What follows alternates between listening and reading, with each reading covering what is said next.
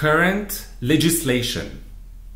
This is basically a binding contract, not a rigid one, required by EDF in the context of quality certification, which applies to companies carrying out work on nuclear sites. Mechanical hazards are linked to human or technical failures during the use of fixed or mobile machines or work equipment. Head of Department's Duty. Article number L 4121-1. The employer sets up the necessary measures to ensure safety as well as physical and mental health well-being of its employees. Article number R 4321-4. As required, the employer shall provide workers with appropriate personal protective equipment and, when the especially unhealthy or dirty nature of the work demands it, with appropriate work clothes. He shall ensure that they are used effectively. Article number R 4121-4.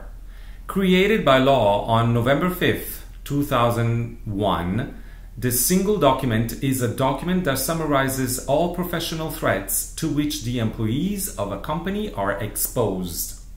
The threats listing allows the employer to carry out an action plan to reduce or eliminate the hazards according to the degree of severity and frequency of occurrence. The single document must be reviewed every year, but also in case of new hazards. It is mandatory for any company employing at least one employee. The absence of a single document appoints the company manager liability, therefore risking a fine that can vary from €1,500 to €3,500. Employees' duties. The employee is responsible for the equipment, the loading operation, for safety, his own and that of others, legally in case of physical accident.